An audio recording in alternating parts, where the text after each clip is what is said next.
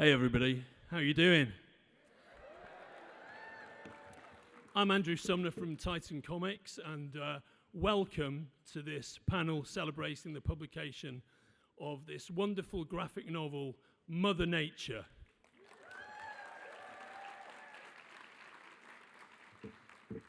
Before we start, let's see a trailer for Mother Nature.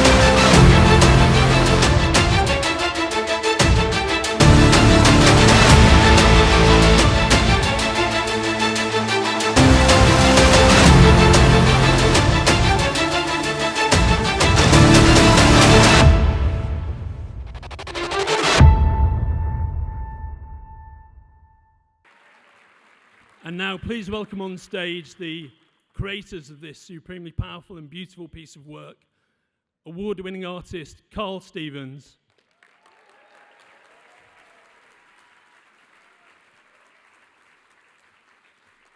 supremely talented author Russell Goldman, and project creator and author Jamie Lee Curtis.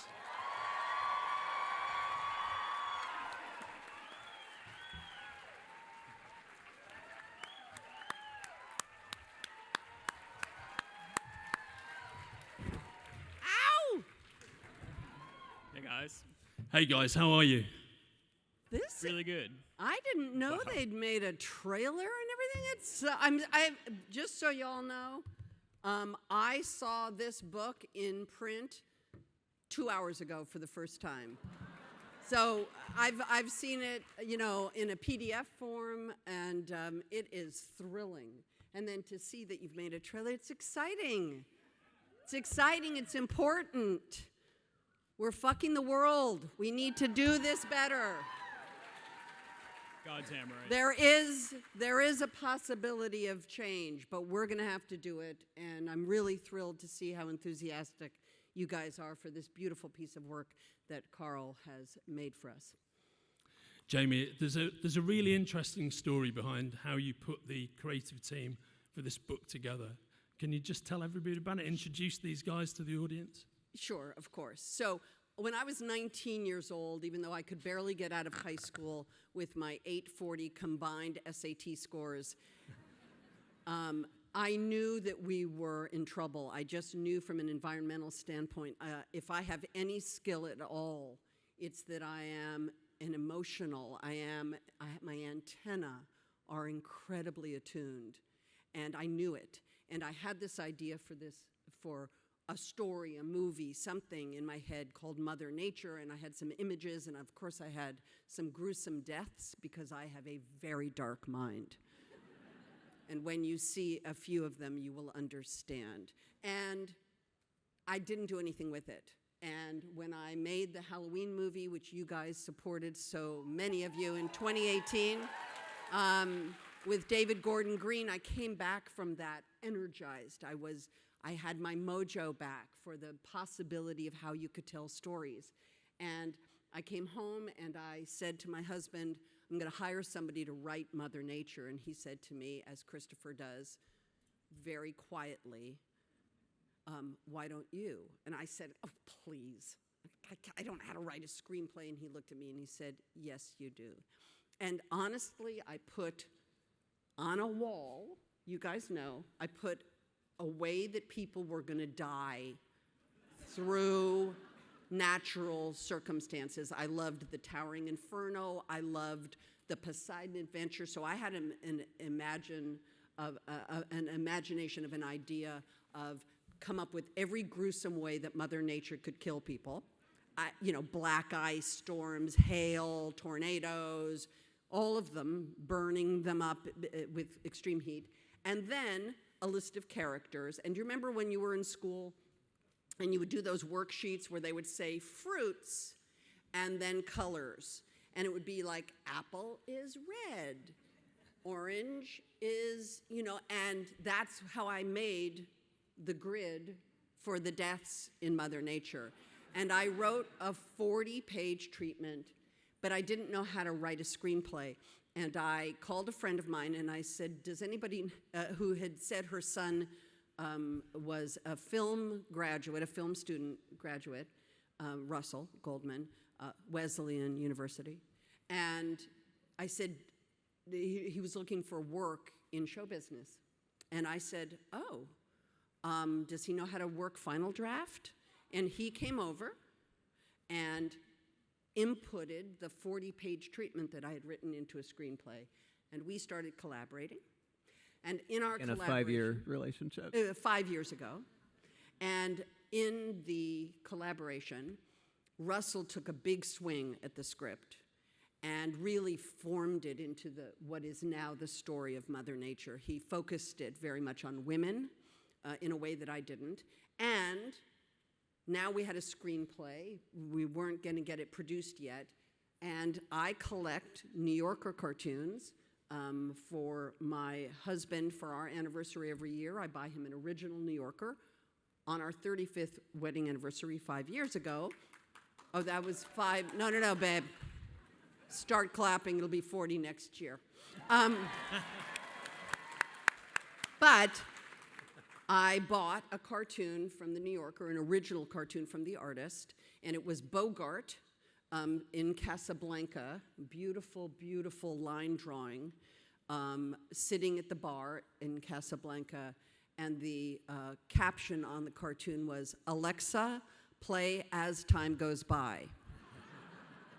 And I contacted the artist to buy the original work. He said, what are you working on? I mentioned Mother Nature. He said, oh, let me read it. He read it, and then it was Karl Stevens who said, I think it's a graphic novel. And then from that point, Titan agreed, and now 3 years later, we are sitting launching Mother Nature, the graphic novel. That's how it happened. Long version, but... Launching Mother Nature with our first ever Oscar-winning author, that is. So that's...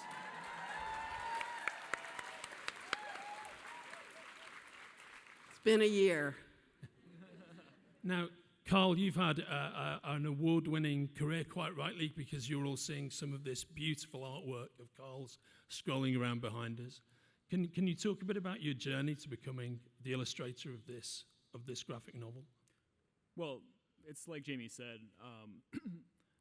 She just randomly sent me the script, and I read it, and it was, full of all these beautiful descriptions and very vivid,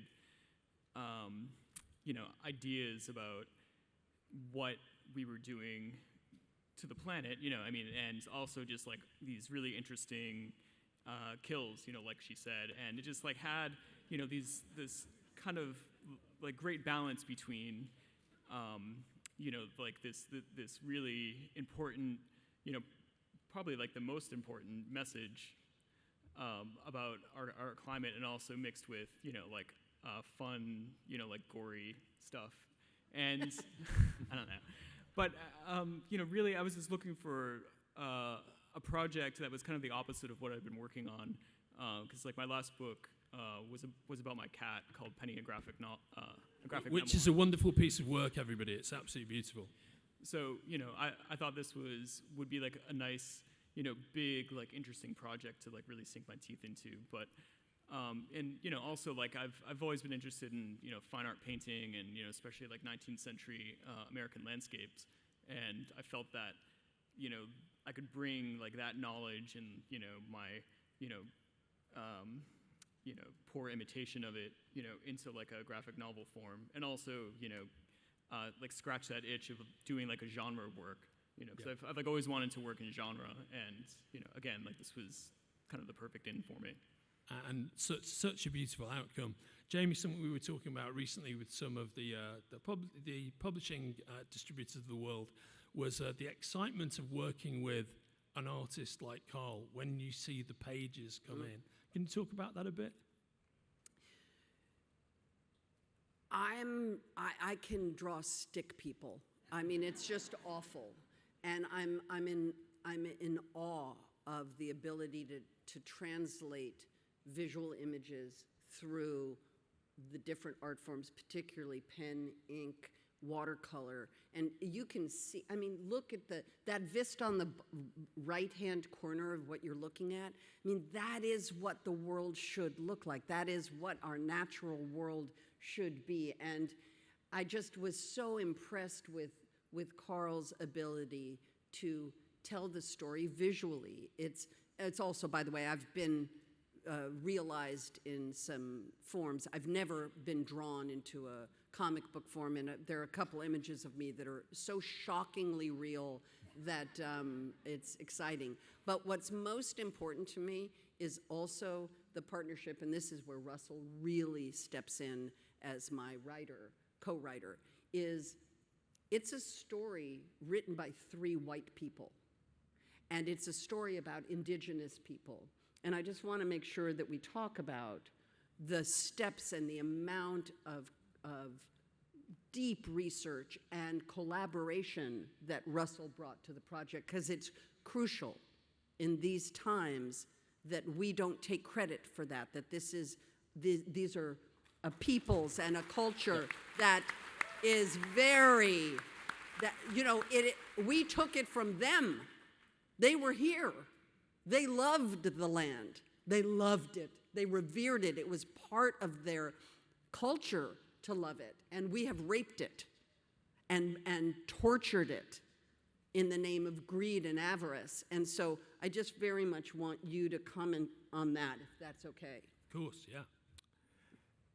This is the wonderful thing about working for years on a book like this, on a project like this, is you get to develop meaningful relationships with, in the case of Catch Creek, New Mexico, a fictitious town, takes place near Farmington, near Sawmill, is a multicultural place. There a lot of members of the Navajo Nation live there, and it mattered to not just bring in advisors to say, like, here's what we have and fix it, but to bring them on very early in the process and more as we were developing the graphic novel, and share where we were coming from. And the only reason that I think any of them worked with us, and they asked us the same, is like, well, why are you telling this story? Like, what is the perspective that you see here, and what makes you 3 the people to do it? And we said that it's a story about, and I saw An Inconvenient Truth when I was 11 years old, and it obviously freaked me out, as it did anybody of any age. It's a story about the decisions that one generation is making in leaving a planet behind for the next. And that is a perspective that I think anyone can see and appreciate and try to understand. And the challenge of art about climate change is that there are people that deny it, and it feels like talking to them is just talking to people that would rather live in a different reality. But to tell a story like this involves a very emotional perspective that anyone can get behind. And that is where it focalized between 2 mothers and 2 daughters, and a story that anyone could resonate with and a ride that anyone would want to go on. That's very well said. Very well said. Thank you. We've talked around the book a bit now and introduced it. Could you give everybody a flavor of what the actual narrative is without too many spoilers? I'm sorry, I didn't hear what you said. Oh. You're from England. We don't understand that. This is true. Could you delve a bit into Could you speak American, please? Could we just delve into the story of the book a bit? Sure. Mother Nature is set in Catch Creek, New Mexico, where a woman engineer named Nancy Denton has been paid by a corporate entity called Cobalt Energy, run by a woman named Cynthia Butterfield, to come up with a way to take fracking water and purify it and make it drinkable, ultimately greening, if you will, America, the world, from the way we've polluted it, which is bullshit.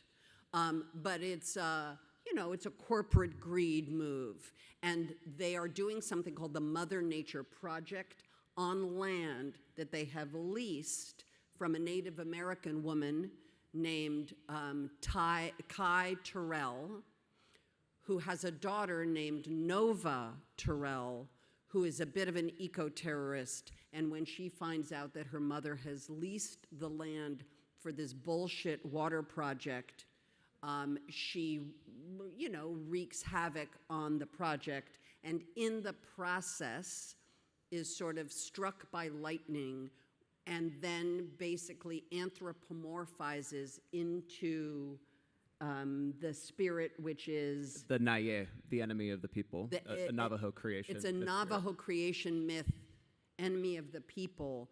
And then she, the anthropomorphized Nova, wreaks havoc on the town and peoples of Catch Creek as a way to set an example that we're doing things wrong. And people die in some very interesting and gruesome ways. Beautifully gruesome way. And by the way, I don't know if any of y'all have heard of something called YouTube or Instagram or any of these things, but just Google or Instagram or whatever, hailstorms recently, or anybody been looking at the floods in Vermont and in Philadelphia, in Pennsylvania? It is happening. It's happening today. We are the hottest we've ever been in this country this week. Talk about good timing. Seriously, we couldn't be talking about something more important. And it's not like this is just some sort of vague graphic novel that you guys are like, oh, it's really cool. Just turn on the television. And I'm not proselytizing. I don't care what side you're on. It's happening. And there are things we can do to ameliorate it and to try to stem the tide. Excuse the pun. Shit is happening. And so it feels absolutely on point right now. Yeah, I couldn't agree more. Yeah. Very well said. Yeah. Could you touch upon a bit more about the indigenous aspect of this book? Well, it's really, Russ, look at, we each have our strengths. As you can tell, I'm very loud. And apparently very dark, which, but Russell really took the lead on making connections, making relations. Please talk about the relationships that you made with the advisors, including the afterword. Absolutely. I mentioned it. It was years of finding people and sharing our work with them and collaborating with them, both in when this was just a script that Jamie and I were working on, and when this is a graphic novel. Two Navajo men were especially incredibly valuable. I want to shout them out: Jeremiah Watchman and Brian Lee Young, who is a wonderful author who has a new book out this summer. He wrote the afterword to our book, which we were very grateful to see his words in. And the spirit itself, the spirit that we were using initially, in this to be completely transparent, we thought initially a Western interpretation of nature in an anthropomorphized sense would be more sensitive. And we were encouraged by our advisors to say, like, no, we love horror stories, we love gore, we love cool scenes with blood. Like, you can do it well if you take the time to do it right. And that's something that Titan allowed us to do. We ended up pushing back the release of this book a few times to make sure that the dialogue and the art itself was vetted, and it was sensitive, and it was real. This is a real part of the world. The town itself is fictitious, but this takes place it's nicknamed Four Corners, New Mexico. It's where every major form of energy has been harvested. And you see the remnants of it. You see, I just saw Oppenheimer last night. You see the amount of nuclear, the legacy of it lasting, and it's devastating. And you have to treat this with a sense of verisimilitude and specificity that this place deserves. And that is where the enemy of the people themselves are. They're in the creation story. They are in the skeletons of discarded energy that is beneath the ground in the Navajo Nation. So that was a really exciting chance to be given this story and to be trusted by our advisors to treat it well. So. Thank you. I mean, it was tremendously important to us to support this very important message that you're delivering through the medium of entertainment, but it's absolutely, it's suffused on every page of the book what you're actually saying and what you're openly debating.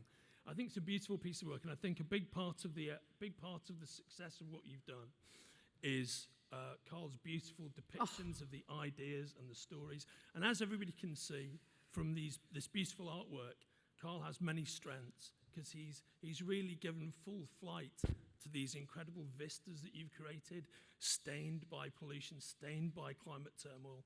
But also, I think your work with human character is fantastic. The faces of these characters, the faces of your character, Jamie. I know. So good. I mean, look, that's just crazy. That's just crazy. Let's give this guy a round of applause, right? It's amazing work. And by the way, I want to remind you guys, this is over 2 years of every single day, 8 to 10 hours a day, Karl at a drafting table by himself with pen and ink and then overlay and color and all of the creation of the comic book part is all Karl.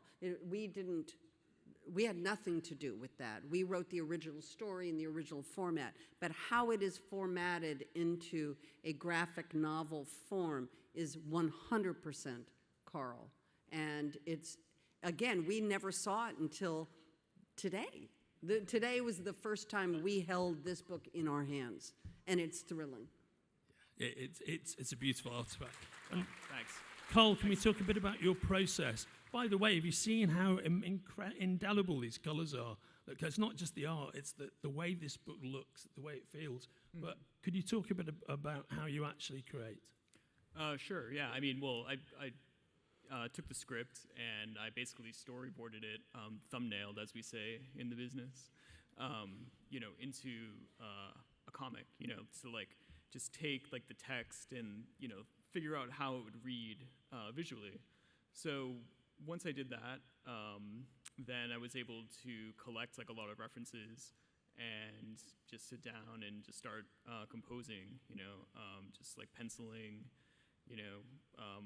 I went page by page, I would just, pencil one page, or actually it was two, because I was averaging about 2 pages a week. So I would, pencil 2 pages and then ink them and then color them. So it was, a very, It's a laborious process. Laborious and very methodical, and yeah, I mean that's pretty much it. I mean, but I'm very much a 19th century painter. I don't use digital tools. Everything is ink and watercolor on paper. I even hand lettered it too. I mean, we used a digital font because of the foreign collections. It just made it easier. But I wanted to make sure that the placement of the words were exactly where I wanted them, because I feel that's the most important part about reading a comic book, is that, the dialogue balloons create the flow of the story as well, as well as the pictures, Yeah. And the thing about lettering, it's such an underrated part of the comic book creation process, because it's like sound in a film. You don't notice it until it's wrong. And when it's wrong, everything feels wrong. Yeah. And I think you've done such a beautiful job matching those words to this story and to that artwork that you've created. it's really lovely. Oh, thanks. I've It's had a a- lot of practice. It's a little distracting because we're also seeing what you guys are seeing. There's a screen down here, and I'm trying to look up, and I see Deirdre, and I'm like into her, but then I'm seeing there, and I'm more into the book. Sorry, but it's incredible, Karl, to see Thanks, Jane. the colors. I mean, the colors. It's exquisite work. Yeah, I went through a lot of cadmium red. Because there's a lot of blood. There will be blood in this book. Yeah, indeed. Glorious blood. It's fantastic. Yeah. Thanks. It's a whole career's worth of blood and shocks. Now, before we get into a few questions from the audience, there's a very special treat we've got. This is hilarious and beautiful. Can I set it up? Please do, Okay, yeah. so you have to remember, we wrote a screenplay, and then it became a graphic novel, and then Karl would spend months, and then we would get a batch of images, and we would all just go, oh my God, like over and OMG. OMFG was probably every text I ever sent to Karl. Seriously, I just would be like, OMFG. And so all of a sudden now we're about to publish the book, and the conversation was, what's the cover, right? Now you see the cover of the book, right? But there was an image.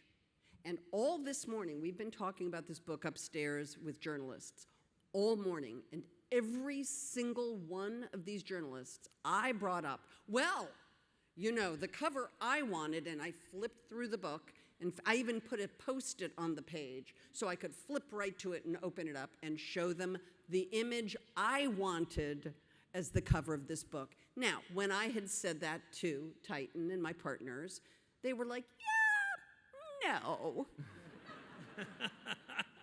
And I was like, why? And they were like, well, it might be a little much for, like, a bookstore. And, they're kids. And I'm like, kids are, come on. Anyway, very happy, by the way, this was a cover alt. But ultimately, this is the correct cover for this book. It is a book about this anthropomorphized spirit. It is about women, blah, blah, blah. It's the correct cover. So all day long, I've been saying, but this was the cover I would have chosen. And then when we just came downstairs and met our publishers for the first time, because they're from England, Karl and I met for the first time in person today. Russell and I have known each other, but you never met Karl before, did you? Did you go to Boston? We went to some of the research we did in New Mexico. Oh, right. Yeah. So you guys had met. I'd never met. So anyway, when we just came down 5 minutes before we walked in to see you guys, now you take over the story. So we took that story to heart, and we took Jamie's intentions to heart. So about 5 minutes before we came on stage, we presented Jamie with a very special, Well, all three of us. all three of you, Karl, Jamie, Russell, with a very limited edition, special edition, Numbered. numbered and signed. You ready?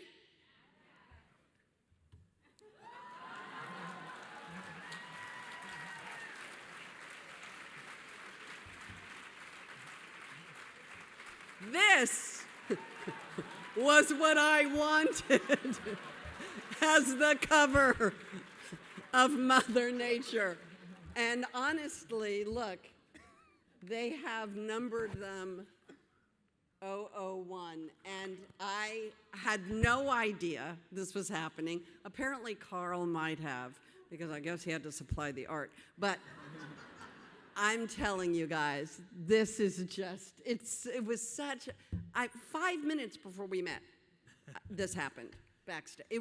It's thrilling, and it just shows you what kind of partners Titan have been. They have been nothing but beautiful support. And in the world of publishing, and in the world of all the art forms, to have partners, senior partners, the people who actually pay for this, to be this level of loving and supportive and fun. This shows they have a fucking sense of humor. And I couldn't be more delighted. And there's a special thing. Yeah, so this is Jamie's intended cover. This is the very special edition of the book by Jamie and Karl and Russell. There are only 100 editions of this. They made 100 copies, and 3 of them are up here, numbered 10,000. But It's priceless. Come on. We'll do you better than 10 grand. I'll be very with this. We've got the balance. We've got the balance of that 100 copies. Will be on the Titan booth, 5537 at the start of business tomorrow at the show. $100 per copy, signed by the guys, numbered, and a significant percentage of the proceeds will go to a Navajo-based organization. That's who Titan is. That's who Titan is. They are titans. That's very kind of you. We try our best, but the reality is this is all about the power and the beauty of this book, and it's something we're very proud to be publishing, very proud to be involved with. These guys have done an amazing job, and I'm telling you, you're just seeing a percentage of it up here on the screen. It's incredible. It's an incredible piece of work. And our booth, 5537, don't go to row 5500 because you will not find us. The booth is numbered in a weird way because we've got a booth against the wall. So if you go into the exhibition hall through door C, we're on the left at the end of row 2300. And that's where tomorrow morning you'll be able to purchase this book. There we go. Not that the only booth. It's a competition, but totally. And on that glorious note, we'll see you tomorrow if you can get there early enough to find a copy. And we'll take some questions from the audience, I think. You got to let somebody let frickin' Deirdre in. Let her in. There are 2 of them. Right on. We have Amen. We have something for the people giving questions, don't we? Oh, yeah. I think so. So what? I believe we have some items for people giving questions. People maybe. asking questions.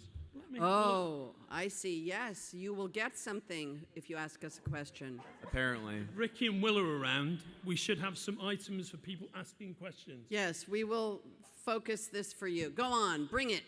Okay. Right, so please. All right, can you guys hear me? Oh, sorry. Hi. So I'm deaf, so I might have misheard. I just want to be sure, what inspired you to do this? You had such a successful career in acting. You still do. Great job on Everything Everywhere All at Once. Thank you. Beautiful work. What inspired you to create a novel, and who do you relate to and connect to the most, character-wise? What inspired me was that I'm human, and I have a brain, and I have eyes, and ears, and senses, and I am seeing the effect that the climate crisis has wreaked on the world. And that's really the inspiration. The inspiration is terror. The inspiration is fear that we are heading into a very, very dangerous place.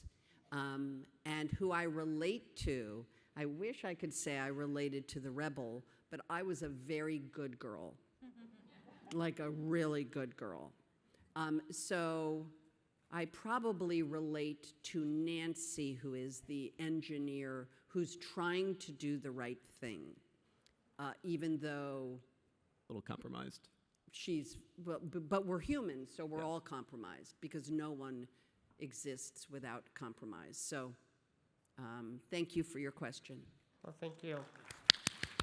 Queen Jamie Lee, thank you for decades of some of my favorite stuff. Thank you so much.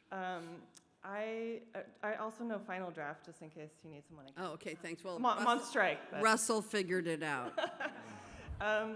I got really excited when you called out the sort of lack of representation of folks that are not white in genre spaces, sci-fi, horror, and I'm just curious if you have thoughts about using your platform.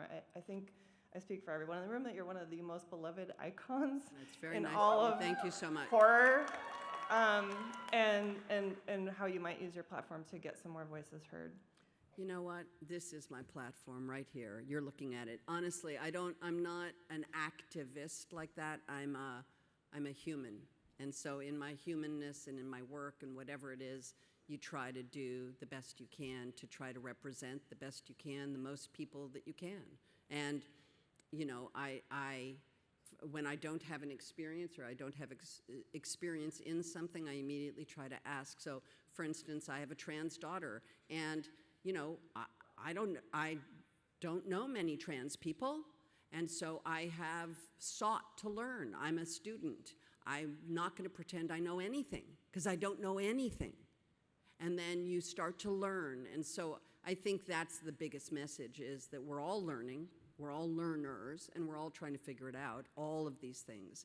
And that's the platform. The platform is nobody knows anything, which is the truth. And unfortunately, we don't hear people say, you know, I don't know the answer to that. I'm going to go to indigenous, you know, writers and people and ask them and spend the time. We're immediately demanding an opinion, and then we get slammed for it in this culture of misspeaking and say. So you're screwed if you say something, you're screwed if you don't say something. It's a terrible world we're living in. We're human, none of us know anything. We're learning, we're growing, and that's the goal. That's the platform. We're learning and growing. Thank you. Deirdre! I bet you'll never guess what my favorite movie is. I'm kind of having a moment. So am I. First of all, we met a few years ago, and I thanked you then for scaring me through my entire life. You're welcome. I would like to thank you again for now scaring us in the most important way possible. So thank you again. I know you just said that you don't, well, this kind of piggybacks on what you were saying, but I greatly admire the way that you use your voice for things that are important in a way that is both powerful but also kind, so that people hear you and get something from it. And I wondered if you have any advice for moms like myself, how we can, normal people can kind of do the same thing, use our voices in a way that's, you know, people listen, that we can guide our children and get others around us to actually pay attention to these important topics like the trans community and what's happening with the planet and other things that I've heard you speak up about. And sorry to piggyback on that. I think you're doing it. I think you're doing it by standing up here and talking to us. I think everybody in this room just heard you. That's how you do it. There's no magic here. You know, it's not magic. Fair enough. It's just not. So I appreciate that, but it's not like I mean, I may have invented Instagram, and you all are going to laugh and be like, oh, right, bullshit. You want some proof? Okay, I will give you some proof. Before Instagram, when the iPhone first came out, I'm a photographer. I happen to be quite a good photographer. And I, you know, realized that the iPhone has a very good lens, and you can take pretty pictures. And I went to a bunch of my friends, and I said, hey, I can take really good pictures on my iPhone. They said, yeah, me too. I said, you know what? I'm going to put up a blog spot. Remember blog spots? I'm going to put up a blog spot. And we can all upload our pictures every day and share them with each other. And if you go to if you go to iPhonies, clever, iPhoneys.blogspot.com, iPhoneys.blogspot.com, you will see all of the photographs that are still there that all of these photographers and I shared with each other, and the only reason we stopped iPhonies was the day Instagram 5 years later came out. So yes, I did invent Instagram. So Thank you for that, Janie. Excuse me, guys. iPhonies.blogspot.com. Hell yeah.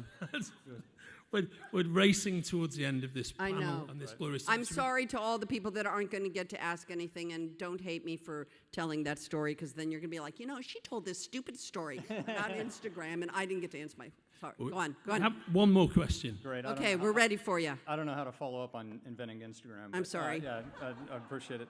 For all three of you, just quickly, what was there any preconceived thoughts you had about the story that you had been passionate about for your whole life that you found to be wrong, you had to change midstream, or what was the greatest learning about the environment, about the core of this story, or about the Native Americans? For me, it's that I didn't know anything about the indigenous people and the land that we stole and raped from them. I didn't really know. I had a liberal idea of what it was, but I didn't really know, and that was a beautiful mind expansion for me. I'm just going to say, because I have not yet, this is one this story is one portal from our perspective. Please celebrate the works of Navajo authors who are Yes. sharing their own perspective. Yep. That's more important. When we started on the ground research for this story 4 years ago, spoke to everyone from scientists that worked for oil companies, which is a complicated place to be, and environmental lawyers, and they basically shared the next frontier of restricted access that the Exxons of the world are trying to control is water. It is recycling water for communities that where it's very hard to get clean water, and that it's the kind of stuff we've seen in Mad Max, and it feels what is coming next, and I think part of me knew that, but it was the journey of going on and trying to tell this story of realizing that, and if there is, I feel like a lot of us know climate change bad, but if that is a specific part of the world that we could amplify in this story, then I'm very proud to do so. Please pick up a copy of Cadillac Desert if you haven't read it. Carl, take us home, visual boy. I realized that I have a taste for blood and that I really enjoy drawing horror stories. So. But I wholeheartedly agree with Jamie and Russell. Like Russell and I had the privilege of sitting in like a Navajo ceremony, and it really was quite an education about like what's going on to like that community, especially Absolutely. with regards to water. So, yeah. Well said, mate. Well said. Thank you. Thank you for that question. Yeah, beautiful. Thank you so much for joining You guys us. have been incredible. Incredible. Love you. Please Thank give it you. up for God these bless three you. amazing creators. We have Russell Goldman, we have Karl Stevens, and we have the one and only Jamie Lee Thank you, guys. Curtis.